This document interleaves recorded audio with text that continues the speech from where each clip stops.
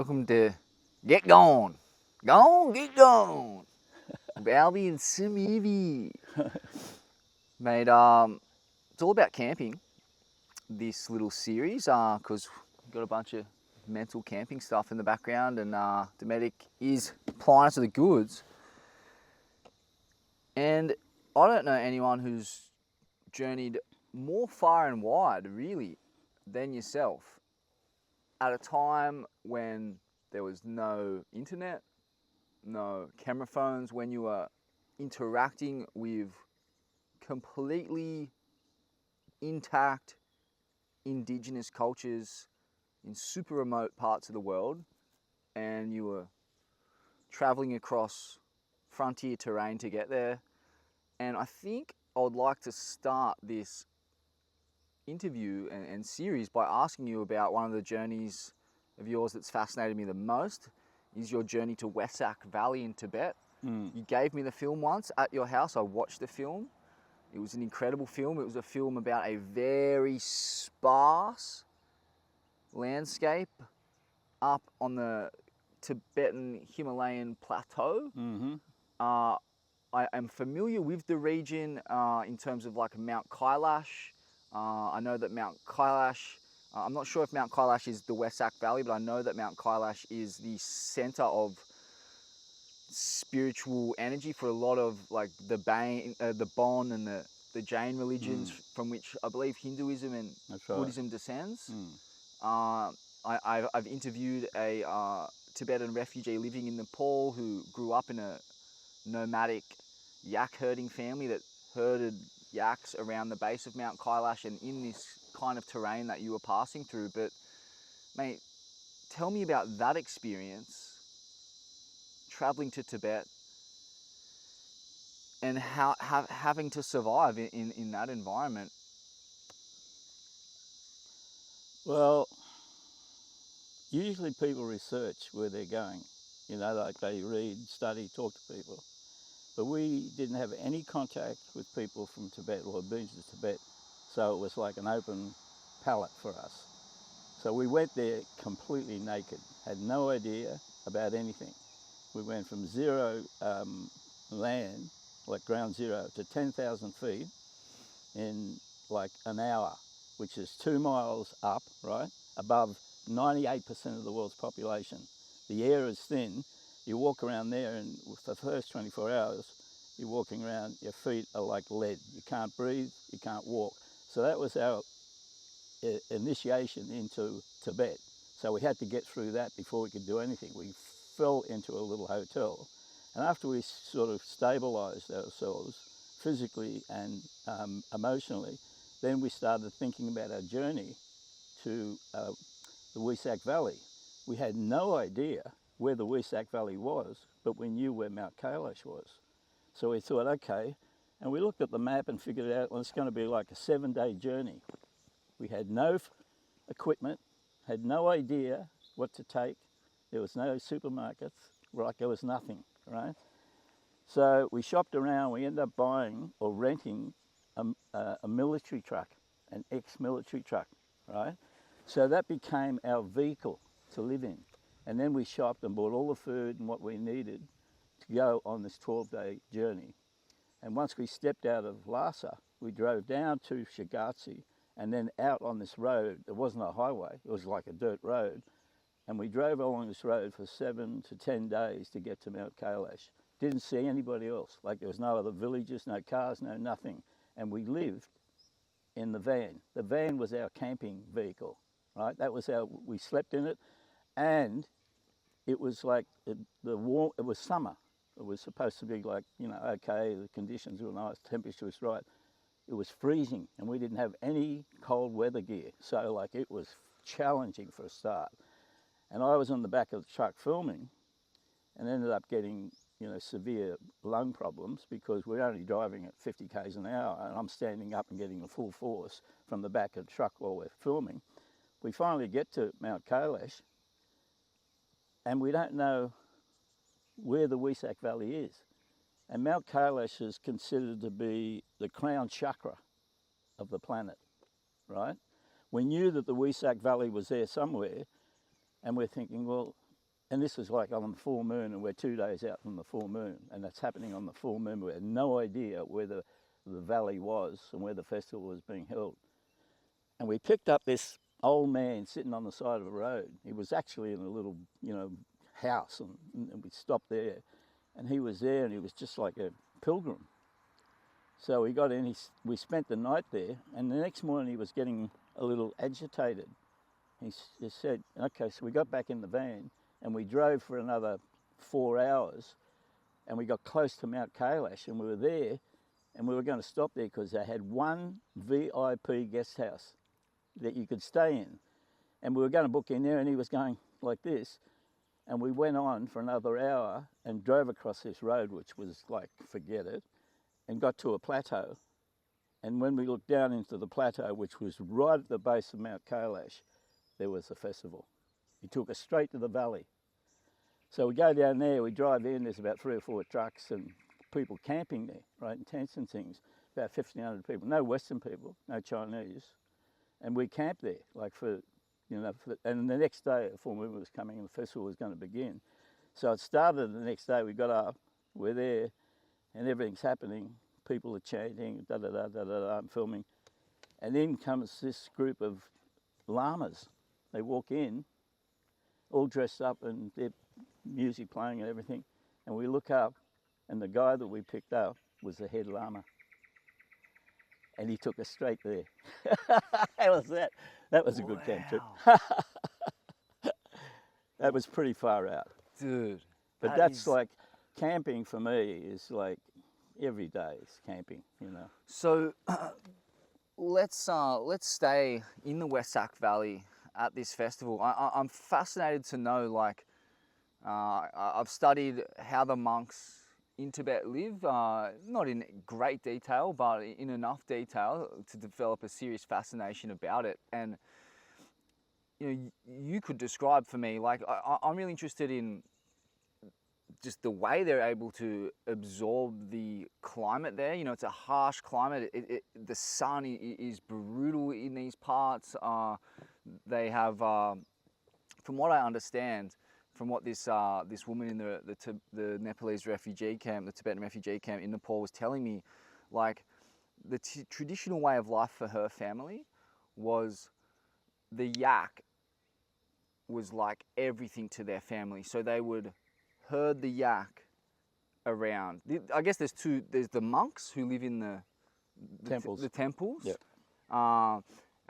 Which we can talk about, and then there's the yak herders, and so they would follow the yak, and when the yak would reach maturity, they would kill the yak, they would eat the meat, they would turn the hide into clothing and camping equipment, they would use the butter, the milk, in the process of it maturing, they would turn the bones into jewelry. There was zero wastage. No, that's right. They utilise exactly to the freaking last essence of that being. They would utilise everything to keep them alive. It was a perfectly symbiotic relationship. Yeah, that's right. And to think that, like, they lived like this. I imagine they're still living like this. Totally. And she obviously had to flee during the Chinese occupation. At some point, she had to make her way through the mountains with hundreds of other Tibetan refugees being pursued by Chinese snipers. She was a child. They had to walk through the night, through the mountain ranges to avoid detection in some of the most inhospitable terrain on the planet. Many were shot and killed, and she eventually arrived. Several million.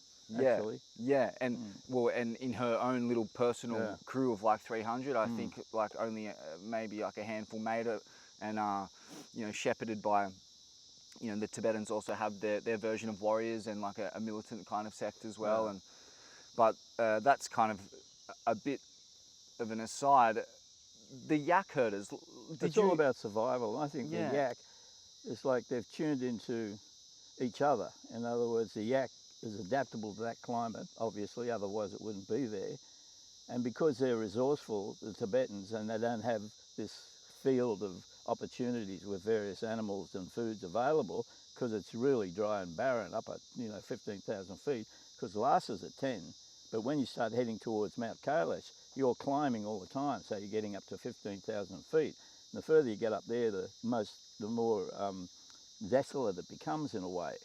So to have something, an animal like a yak, and living there in these valleys, which are where they, get food for the yaks, it's like, it's really minimalism.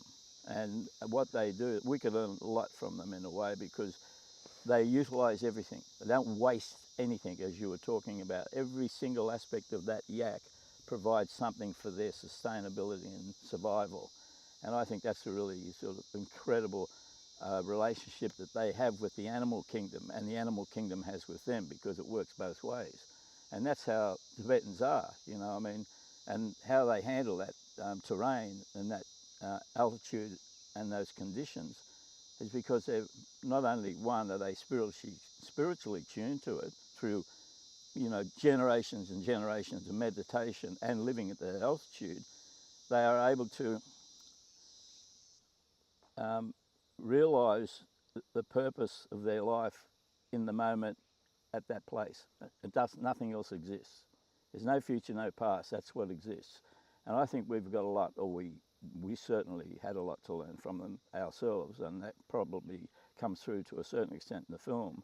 But that's the difference between living at this ground level in a modern contemporary society and stepping up into a Tibetan society where there's only, a minuscule number of people that are living there, and how they survive. And they've been living there for hundreds, if not thousands of years. It's pretty amazing. So they adapted to using all those aspects of what's available for healing, but more importantly, they are tuned to another energy field.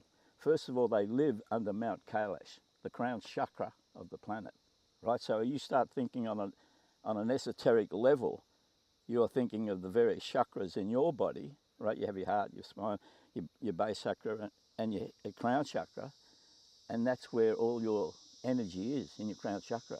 It's all there. The will, the power is in there. So if you're living under this crown chakra of the planet, and the planet's an entity, you're living at a pretty far out place. And those people live within that radius. So they're getting the energy from just being at Mount Kailash and in Tibet on that level. So that's really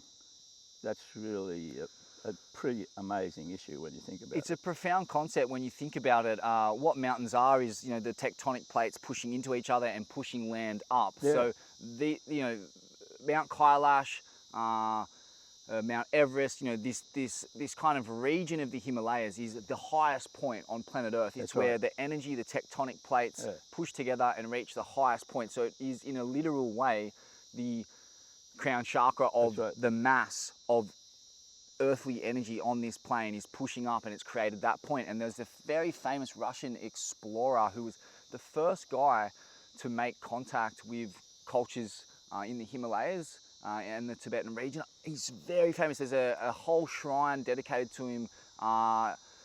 Sven Hedden, was it?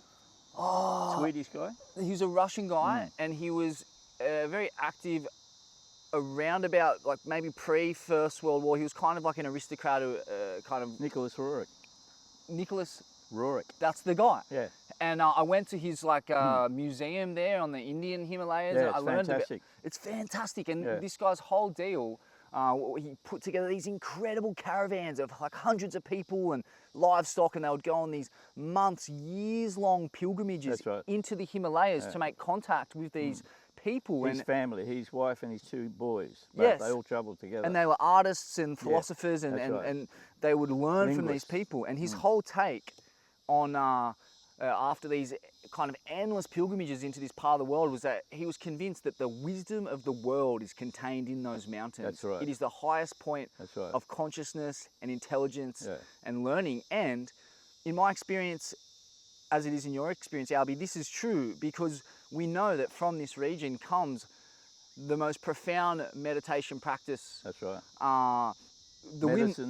Medicines, the Wim Hof method that I practice every day, a breathwork method, comes out of the Tibetan tradition of tumo breathing, a powerful breathwork protocol in which, you know, I believe monks would, one of the rites of passage, they would have to sit in the snow in a wet robe and Right. dry the robe in the snow with their breath. That's right. And they are able to reach ecstatic states, ascetic states through breathing and meditation that are every bit as powerful as the most powerful psychedelics and hallucinogenics we have. And they reach it through connecting with the God-given gas, drug, let's say, oxygen, which can be channeled into us and enable us to heal, to reach incredible states of health, wellness, and clarity. And this all comes from this region, man. And you've been there, and that's what blows me out, because you can't go there anymore, really, and have this experience. No, it's a different story now. It's a 4-lane highway to Mount Kailash now. Wow. Yeah, and it's wall-to-wall buildings all the way along. No way. The Chinese really moved in. But the thing is, it's like there's a really incredible saying, it's not your attitude that counts, which is what we live by on this plane in our contemporary society. Attitudes towards this, that and everything. It's your altitude, right? Now, when you get up to 10 to 15,000 feet, you are above that energy field.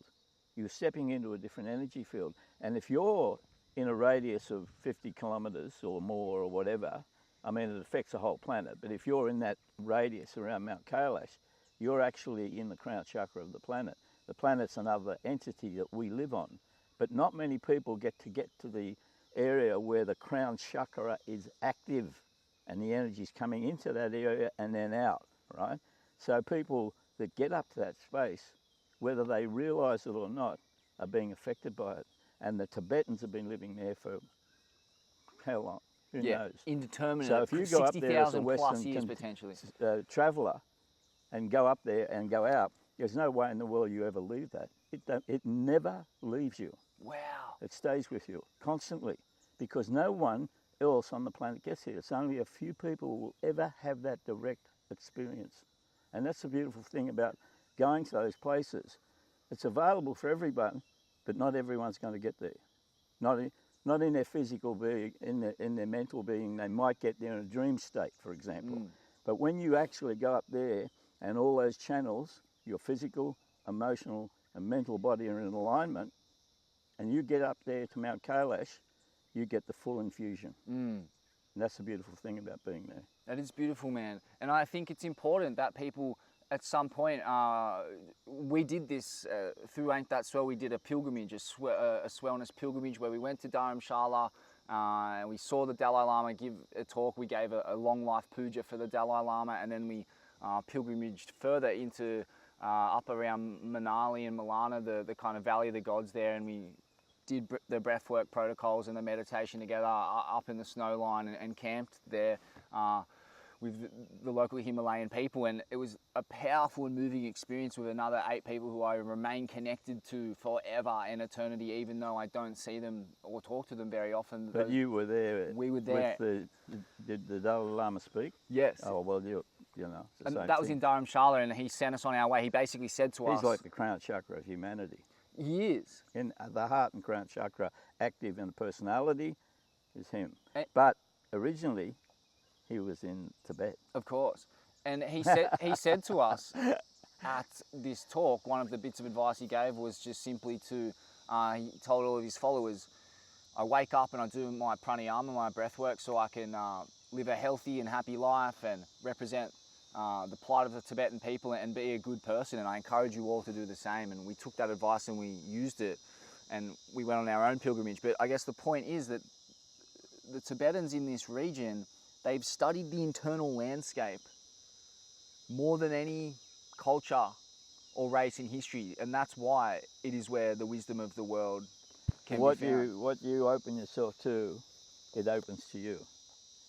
You know, and it's just not something that you have to do consciously. It's something that just happens by being. You don't have to do anything. You just have to be there. And that energy, you imbued yourself with that energy by just being in the presence. And that's the beautiful thing about the Tibetans. They don't know anything else. They've always been born, lived and died at that altitude. So there's no attitude, right? They're at the altitude. And they're infected by Mount Kailash and the energies that are in that area. The purity of the energy is beyond description for people that live on this plane.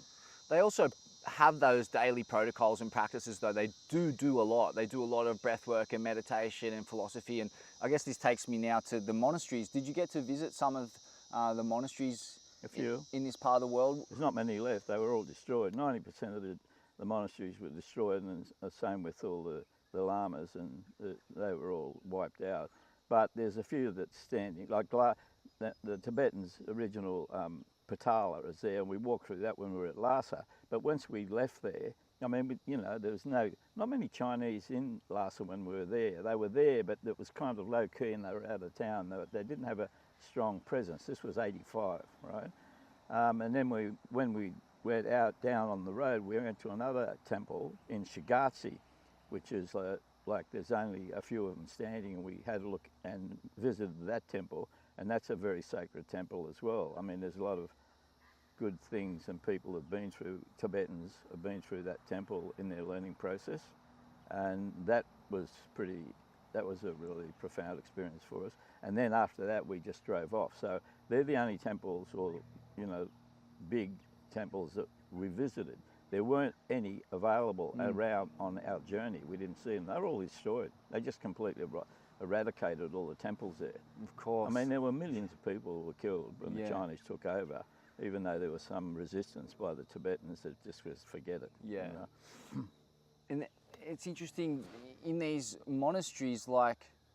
And they did it because of resources mainly. Yeah. It wasn't a religious or anything else. Tibet is really rich in resources. Gold and... Everything. It's got everything there. The So mountains there. they say now that the Chinese, 20% of the Chinese produce and things that they use on a daily basis, 20 or 25% comes out of Tibet. That's crazy. And also, it's the water source for all of South Asia, the Mekong, everything. So if China controls the water, it has a lot of leverage over its neighbours. It's looking down on everybody if you've got Tibet, because everything's down there. They've got military bases and you know, missiles up there now. I mean, who would ever think that happened? But there's a bigger hand at work, and you can't actually get too involved in that. You just got to stand back, and they pay a price. But what price do you pay on a deeper level? You think, oh, well, there's a lot of suffering involved. A lot of people paid the price for their life. But ultimately, if you look at the Tibetans, there is no beginning, no end. It's just, you know, it's just moving from one dimension to another. So, you know, all those people who paid the price paid for a reason, and that yet, I know the reason. The reason was that the Dalai Lama was forced out of Tibet.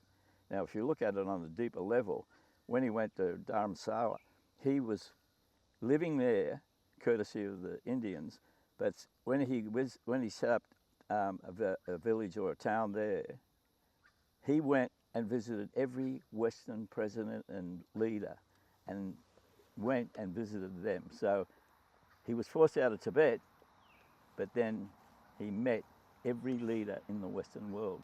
And you cannot be in a room with the Dalai Lama and not be affected by Mount Kailash and Tibetan energy.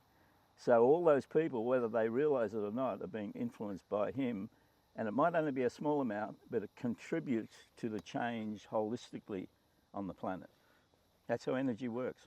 That's wild. That's a wildly profound concept, man, because it's so true. Like the karma of China trying to suppress and destroy this culture is that they've only managed to proliferate it all over the world. The Dalai Lama, you know, the wisdom of Tibet, you would have had to go to Mount Kailash to receive the downloads. Now he's taken it to everybody. They're everywhere. The Tibetan Buddhists are There's not a political leader in the world that wouldn't open their door for it. They travel everywhere. They give sermons. They, you know, get their brains scanned in fMRI scanners while conducting meditation to prove that, you know, basically it's like having a massive hit of mushrooms. Like the Tibetan lifestyle and living techniques are just second to none, and they've influenced the whole world, and the true profound influence of that may be felt not in this generation but in generations to come, as the breath work and the meditation and these kind of wisdom and grounding. It's timeless. It's nothing to do with time. It's a shift in energy. It could be what fully tips the world back into a state of balance and good karma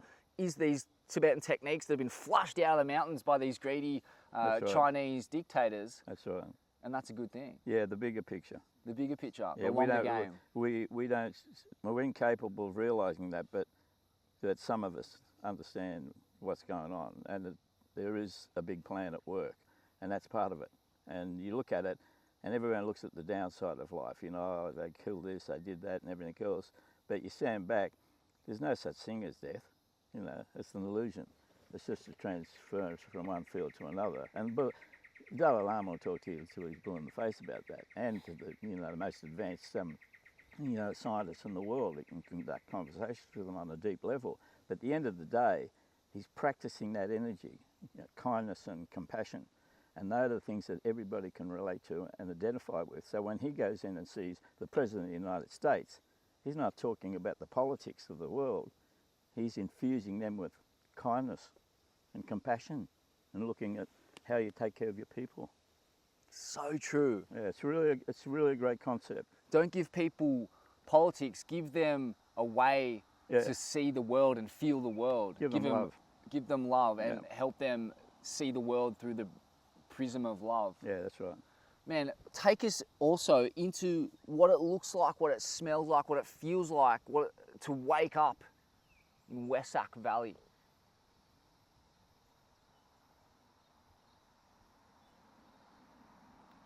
There's a nothingness to it. Like everything's gone. When you're there, nothing else exists. And that's the thing that stays with you. You wake up on the full moon morning and there's an incredible stillness that's really, you can't explain it. It's way beyond words. There's a peace and a stillness that's just incredible. And everybody gets it. And right at the time of the full moon, and everybody knows about it, and they're not looking at a watch on their wrist, it stops. There's not a movement, and it's one breath, and one heart, and one love. And that's what you get.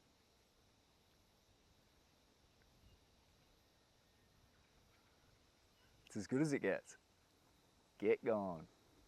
That's Going about up it. to Wessak Valley. Start walking, cunts. And here is one wave, one love, and one moment. You're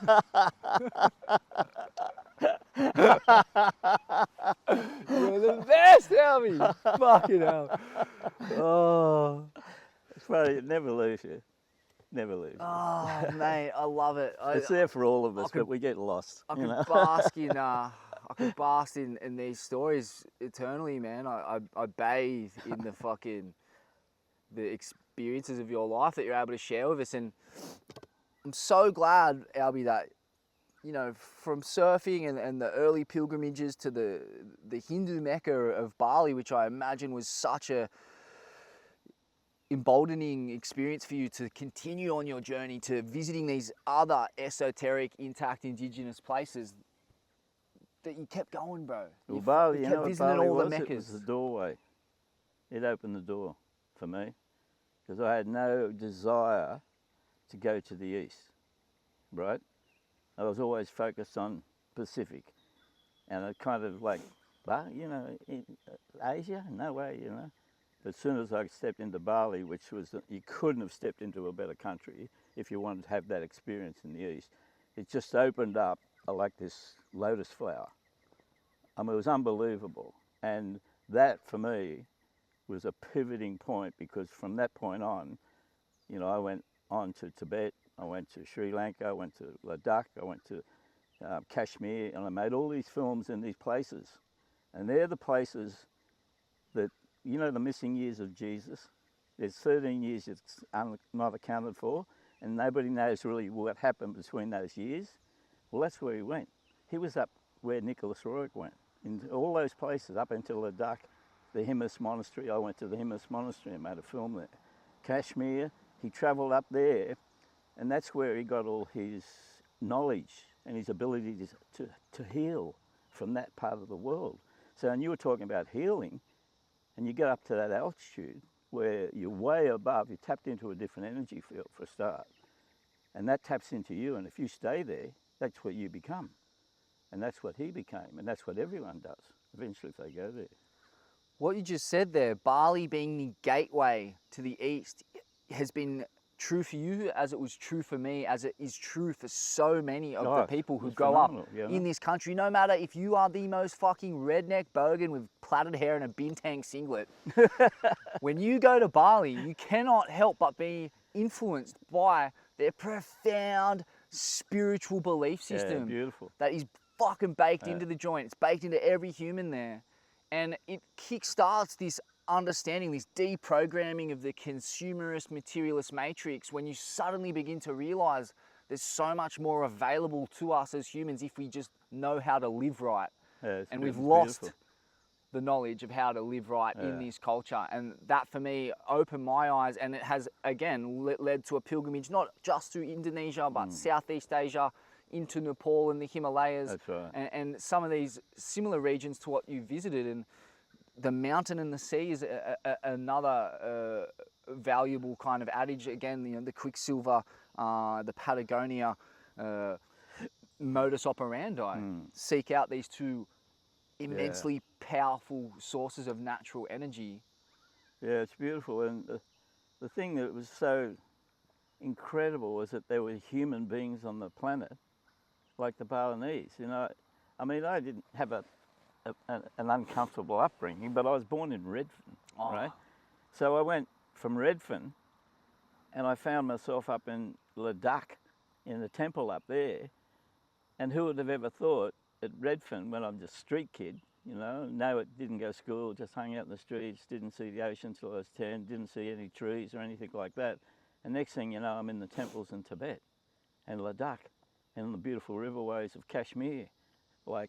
And Bali was a doorway, because when I got there and had the sensation of living with the Hindu philosophy and the Buddhist teachings, and saw the result in families and the way people engaged with each other and the respect and graciousness that they had for each other in life, blew me out.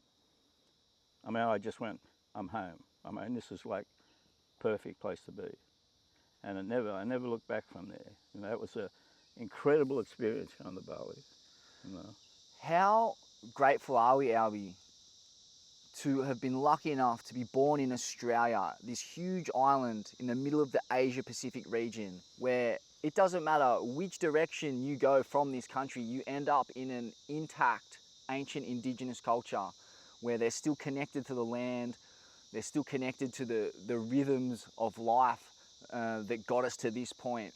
And we can go to these places and begin to deprogram ourselves from this colonial capitalist way of thinking, which has been so supremely toxic in so many ways, in the amount of war and domination and greed it's wrought over the planet.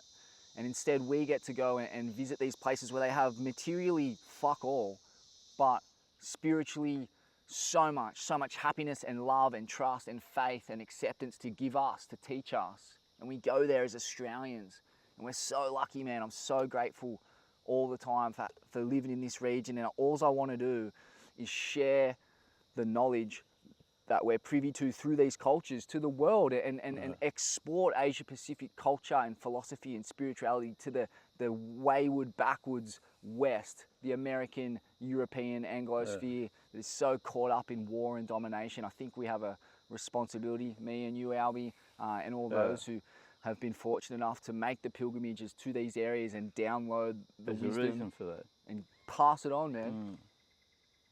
Yeah, you don't realise it, but you know, initially, but as you move down the road further and further, you realise that there is a purpose for everybody, but most people don't realise that. They get caught up with the situation and the circumstances and the systems and so forth. The mortgage, That's the right. cost of living, That's the various pressures of the matrix. That's right. I remember once I had $1,000. I'd been to Bali, right? And I was kind of getting down to, you know, just living from moment to moment, as I do now. And I thought, I had enough money to buy a ticket to Bali. I went, I'm going. So I went and bought a ticket. And you know what? I stepped off the plane. I had like $5 in my pocket, right? And I stayed there for a year. And within a short period of time, someone came up to me and said, oh, can you come and help us with this magazine? And I did. Next thing you know, I'm earning money and living there and surfing. And it was like, didn't see that one coming. But I just let go. And I think what happens when you get into those cultures, Balinese, Australian Aboriginals, there's no future, no past. Even the Tahitians, you try and make a schedule with the Tahitians, I'll meet you at 6 o'clock, they go, yeah, right, you know. There's no such thing. They live in the moment. And I think those cultures haven't lost sight of that. You know, they're being affected like all of us from the peripheral, but deep down, over a long period of time, that's been ingrained in their DNA and in their heart and the way they've lived. And they're more tuned to the natural order of things and the spiritual aspect that comes with the natural order. And I think that's why you can identify with it, because that's how we are, but we lose it because we get caught up in this contemporary materialistic society. And we're programmed to go down a certain path. And if you can break out of it for a second, and we did, I did when I went to Bali. If I didn't go to Bali, who knows what would have happened? But I didn't go right, I turned left. Instead of going to Hawaii, I went to Hawaii afterwards, but I went left to Indonesia. And that was the beginning of everything for me. And it's so fascinating that the reason you're in Bali is because of the influence that came from the Duke, that came from Hawaii. They bring surfing to us, an ancient Polynesian, Asia-Pacific concept. And we, as Australians, we take it on. We worship the Duke. We love the Duke loves us. And the Aikau family after that. We have these tight connections with the Hawaiians, and they teach us surfing. And we take surfing and we build on surfing. We put our spin on it. And then surfing leads us to the east. It leads us to Indonesia and Bali, and that in turn opens another door into land-based levels of spirituality and worship that can equal the surfing experience. As I'm sure you found up in these regions, ALBE, that you would have experienced heightened ascetic states that totally. equaled everything you experienced at the peak of your surfing experience. I mean, you get off, as soon as you get off the plane, like then, not now, you'd walk through frangipani trees, and as you're walking through, there were flowers on the ground, frangipanis, and then a few would fall on you before you even got into the side. And that's how that was the introduction to the boat. And the perfume and the aromas and the scent of Asia, as soon as they opened the door, was like a waft of unbelievable beauty. You know, you got it from here straight away, and it went straight into your brain and your heart. And after that, it was like no looking back. I mean, it was incredible. It's different now because, you know, it's been a big change. But then that culture was active and there wasn't a lot of Western influence. Hey, you know? It's still so intact. Full credit to the Balinese. Nothing that comes between them and the spirit world. And it's one of the most remarkable case studies of how to incorporate capitalism in a way where you don't lose touch of the spirit world, and they're constantly checking themselves through meditation, through spiritual practice, so they don't lose their connection with the natural and spirit world. And yes, there is competing influences, and it's a constant battle there, but it's a battle that you know, they're up for, and that they're not losing sight of who they are and who they've always been. That's right. We're not who we think we are. We're not who they tell us That's to right. be. You know, if you can tune in, they don't tune in. The beautiful thing about I found when I first went there is I would sit with them in the garden often, and the gardeners would come around to the lodgement, and I'd just sit there and we could hang out for hours, have these conversations without saying a word. It was just amazing to go into a society where you could be with somebody and you felt there was an affinity and a connection, and there was no conversation. And it was like you tune in on a subtle, more subtle level. And that subtle level is who we really are. And it becomes more active when you get further and further into the altitude and you get up to Mount Kailash in Tibet. That's how it is. It's like you're not looking at the personality in the vehicle, you're looking at what is made up, what that vehicle's made up for. It's just a costume. And the Balinese understood that, and I didn't understand that. I mean, I had a Christian upbringing, so, you know, like watching people getting beaten up in class, you know, like it was radical. I mean, it was the worst thing you could imagine. And then to step into this society where kindness and compassion was just natural for them. And I just resonated with that. And then gradually through meditation and study and being with those systems and with those people, you learn that that's who you really are. You become more in tune with the spiritual aspect of not only yourself, but life. And that's a beautiful way to live. And the Balinese hold that now, even though they're invaded by tourists. You can still get that because it's deep in their DNA and it's deep in their life. If you come there to learn and grow and be open, you don't even have to say that. They can sense that in you. They read you, and it's like it's a perfect relationship. It's perfect, You know, dude. it's the embodiment of a connection of love between two people because it exists, and you realise it and recognise it, and that's where you tune in from that point. It's just incredible. It's incredible, and this is an experience I think that replicates all through these islands that we're surrounded by in the Asia Pacific, whether it's Fiji, Samoa, Tonga, New Caledonia, you know, Tahiti. Like we're surrounded by places where you can go there, and if you're open and respectful and ready to connect, they sense it in you.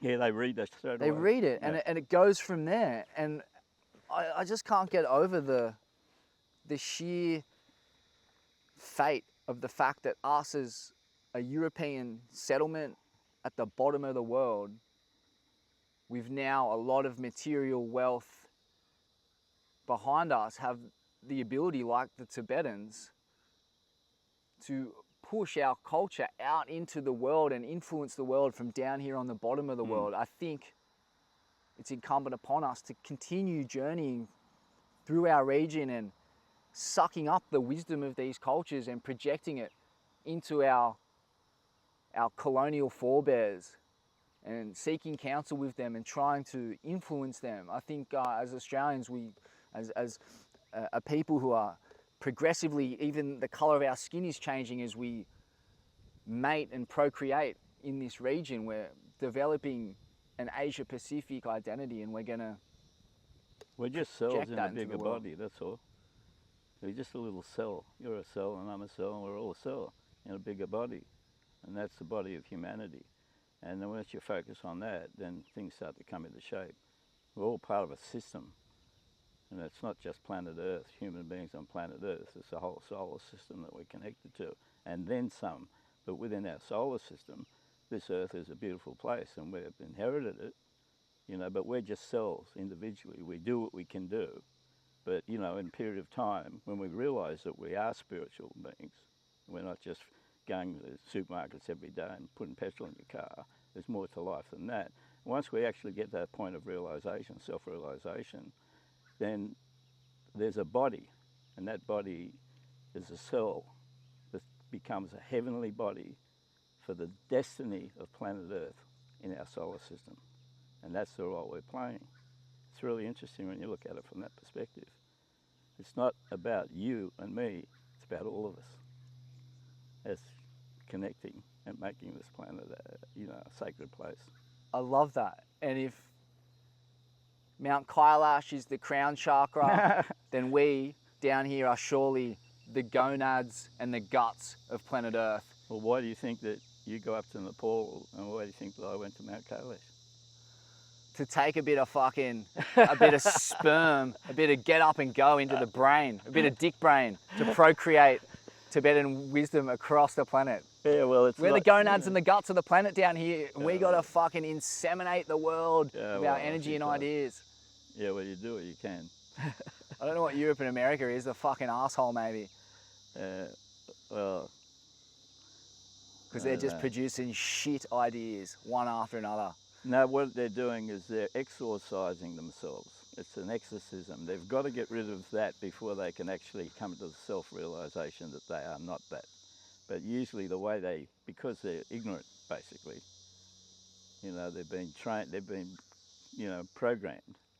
And once they get off that program, and it's, you know, it might take 100 years or 1,000 years, but eventually you'll get off that program. And when it does, not only will humans might still be here, but if they're not, the planet will be here. It'll be a sacred planet once we all come to that self-realisation and we leave that energy, because when you go to Mount Kailash, you never leave there. It never leaves you, right? So all your thoughts and consciousness that you have stays there, and eventually it goes out to the collective. So that's what the beauty of being aware and being conscious is, that you can pass that on a day-to-day basis to people that are ignorant and destroying the planet, and that's what's happening. So we do what we can to make people more conscious of that, and in 100 years, maybe it'll be a sacred planet. Maybe we'll all live in perfect harmony together. That's what I believe. Love it, man. It's a good belief system. Thank you so much, bro. Yeah, really Fucking great. Thank you, really mate. great. So good. Always, bro. Always. Love it. Because you know what? It all happens on the inner plane, not the outer plane. People always say, oh, what was your experience? What happened? What did you see?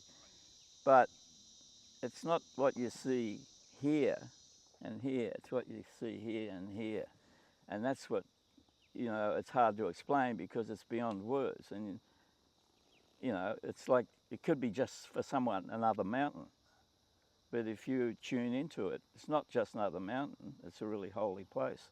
And that energy is difficult to intellectualize. So you can't explain it. It's beyond words. Of course. It'd be like trying to explain the psychedelic experience. That's right. Everyone has a different take. Everyone has a different take. But it affects them and they walk away better off as a result of it. Of course. And it's a knowledge and a wisdom and a consciousness that's probably best described as God or the universe. However you want to Good take luck it. using your feeble human brain to try and describe that. And there's no what's cool is people do try and recreate that internal landscape through festival. And you've seen this in India and like the colourful psychedelic imagery of the Indian festivals, of the Balinese Hindu sarong, of there's so much spiritual iconography and psychedelic imagery that's unlocked through this kind of practice, but you can't describe it really in words. It's something you can only really give a visual representation to through art, and then you can celebrate it through the energy that's unlocked through doing this internal work, but words are never really going to be up to the task. When I talked to you about harmlessness, I said I didn't do anything. He said that's perfect harmlessness, silence. You see, you get to a point you don't really have to try and explain it to somebody. They'll get it when they're ready. And, if they're not ready for it, they're not going to get it. Doesn't matter what you say to them. But if they're ready, they're ready, so they'll get it. And it doesn't matter what you say. It's just in being that and living that. That's the thing, and that's how the Tibetans are. They're not going to sit down there and discourse with you for 4 hours about the meaning of life. They are the meaning of life, and you're there. And that's what's important, I think. That's why surfing's so great, in a way, because when you get out in the ocean, it doesn't matter what's going on in your brain and what you're involved with. As soon as you paddle out, that vaporizes slowly, 30 seconds, a minute, 2 minutes, and you're riding waves, and you tune in, and it's this perfect sensation that you're having, and everybody in the ocean has it and connects to it, and it's something that's sort of so incredible you don't have to describe it to somebody. You are it. You become the wave, and the wave becomes you. And that's the beautiful thing about surfing. You're not thinking about Mount Kailash or going into campchair to take your wife or your sister in to get blood transfusions. You're in the water, and that's, it doesn't matter what's happening back there. And that's, I think, the magnetic attraction. It's like the perfect form of meditation in a way, without realising it, for everybody. Why do they keep going back to it? Because it tunes them into their real self. And I think it's the closest thing, it's perfect form of meditation, surfing. It's perfect form of yoga. Let's go. Let's just paddle out.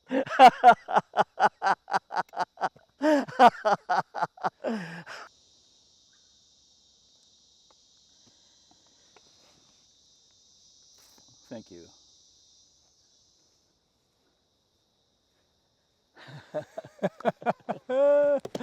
Privilege. Got the pants in too.